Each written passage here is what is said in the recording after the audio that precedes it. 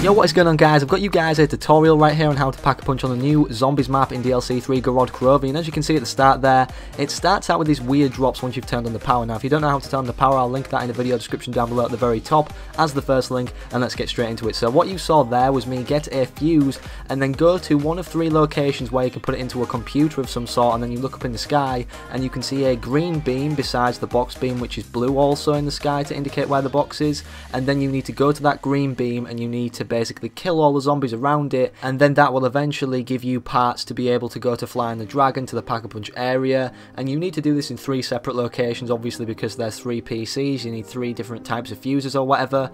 they're called. I'm not really good with zombies terminology, to be honest, and I'm just going to refer to them as fuses because that's what I see them as. But as you can see, they're hitting it and obviously it can be destroyed, so you need to kill them quickly when you're near it, and you need to get there quick in the first place because they don't stop spawning even if it is at the end of the round. And as you can see, we got our first part for the dragon kind of thing where you put it in this machine at the end, and here is our second part right here. We're going to go to this burnt building, and this is where it is, where you're going on the right, and look up in the sky and there's a green beam eventually. I don't think I see it right here, but I'm guessing you guys have kind of followed the trend of the fact where we have to go to the green beam that you see in the sky on the map and then obviously kill all the zombies around it. So I've just skipped number 2 right there. We're going to get into number 3 of doing the actual beam kind of process and everything, and then actually going to the dragon and everything uncut from now on. So basically my friend actually got the last kind of fuse or whatever you want to call it. It's a red one, and we're going to go to the last location now. So this is literally just before you go to the power on my tutorial on how to actually activate the power in the first place on this map, and you want to go straight past the door where you actually go to the power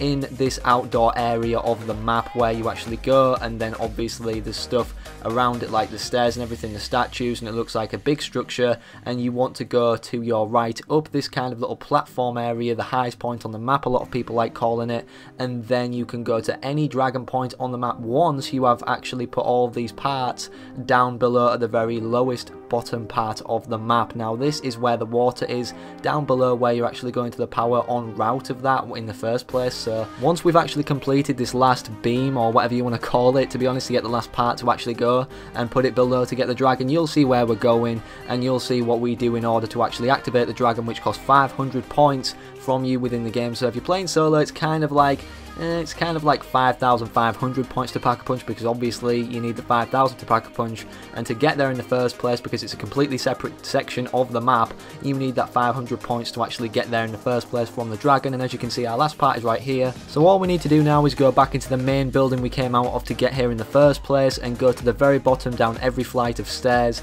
and then we are there. So once we're down there, we need to put these 3 parts actually into a machine that you'll see me do right here by pressing square, and then all 3 parts appear in this machine, and then we can go to any platform part of the map where we actually put the fuses in the computers in the first place and look at the platforms, and then we will be able to pay 500 points to summon a dragon and then ride a dragon. Now the cutscene, it's pretty cool, but I think for a zombies map, like the kind of pace in between everything, I think it kind of drags out, to be honest. Say if you're on a high round and the zombies are running really fast paced and the kind of game overall that you're actually playing is fast paced because of that, then this kind of throws you off momentum of everything. I think that would be a really kind of annoying thing. As well, at the same time, if there is going to be a high round strategy, because obviously the dragon actually comes and then covers parts of the map. So sometimes if you're training, you need to get out of the place you're training, and then you need to run around and actually go to somewhere else on the other side of the map maybe, and the dragon you may have to use because of this, because if you wanted to keep